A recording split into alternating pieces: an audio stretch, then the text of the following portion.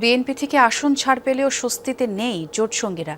বিএনপির নেতারা স্বতন্ত্র প্রার্থী হওয়াতে ভোট ভাগ হওয়ার ঝুঁকি দেখছেন তারা। কেউ কেউ এই বিদ্রোহের পেছনে বিএনপির বিরুদ্ধেই ইন্ধনের অভিযোগ তুলেছেন। তবে দলটির স্থায়ী কমিটির সদস্য আমির খসরু মাহমুদ চৌধুরী বলেছেন, ভবিষ্যৎ রাজনীতির চিন্তায় কেউ কেউ প্রার্থী হলেও মনোনয়ন প্রত্যাহারের আগে কেটে যাবে সংকট আর সংশয়। আরএফএন শাকিলের প্রতিবেদন। বিজলি কেবলসের স্কিন কোটেড ইনসুলেশন আগুন প্রতিরোধী। বিজলি কেবলস, নিরাপদ আজীবন।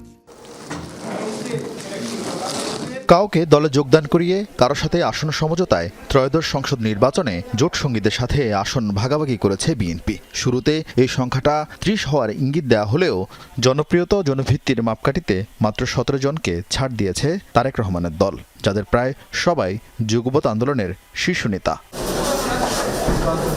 জোটের বড় নেতা হলেও নির্বাচনী বৈতরণী পার হতে স্থানীয় বিএনপির নেতাকর্মীদের উপরই ভরসা রাখতে হচ্ছে তাদের, আর সেখানে বাড়ছে বিপত্তি। সমর্থনের পরিবর্তে জোট প্রার্থীদের হয়রানির অভিযোগ স্থানীয় বিএনপি নেতাকর্মীদের বিরুদ্ধে। ভুল হতে পারে, কিন্তু মূলত এর চাইতে বড় বড় ভুল আছে, সেগুলো পার হয়েছে।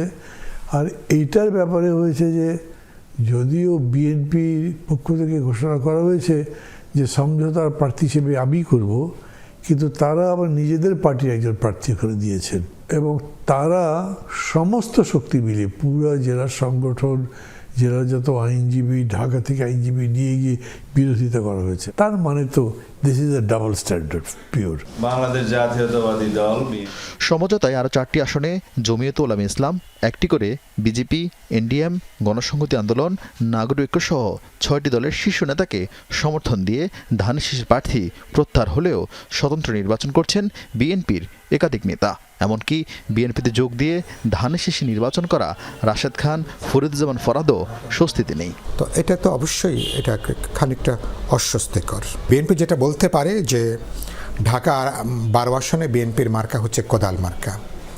বিএনপি এরকম যাদের সাথে সমঝোতা হয়েছে সেখানে বিএনপি এভাবে বলবেন। জনগণের বিপুল সমর্থনে ভোটারদের যাতে বেরিয়ে আসতে পারে বিএনপির রাজনৈতিক সাংগঠনিক প্রচারের অর্থে, সমস্ত অর্থে বিএনপি নিশ্চয়ই আন্তরিকভাবে উদ্যোগটা বিএনপি গ্রহণ করবে। এরই মধ্যে দলীয় সিদ্ধান্ত না মানায় রুমিন ফারহানা, সাইফুল আলম নীরব, হাসান মামুনের মতো 9 নেতাকে বহিষ্কার করেছে বিএনপি। তবু তাদের থামানো যায়নি নির্বাচনী দৌড় থেকে। তবে জোট সঙ্গীদের এখনই হতাশ হতে বারণ করেছেন বিএনপি নেতা আমির খসরু। বিএনপির পক্ষ থেকে তো কোনো ধরনের এখানে হিপোক্রেসির কোনো কারণ নেই।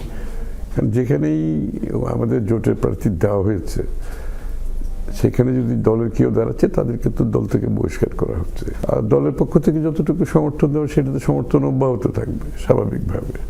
যেহেতু আমরা ছাড় দিয়েছি, মনোনয়ন একেবারে শেষ, ওই পালাটা শেষ হয়ে যাবে, তখন দেখবেন ক্রমান্বয়ে আস্তে আস্তে তারা দলের পক্ষ থেকে যেগুলোকে ছাড় দেওয়া হয়েছে তাদের সমর্থনে এগিয়ে আসবে। 20 জানুয়ারি মনোনয়ন প্রত্যাহারের শেষ দিন। জোট সঙ্গীদের আশা এ সময়ের মধ্যে বিদ্রোহী প্রার্থীদের নির্বাচন থেকে সরিয়ে নেবে বিএনপি।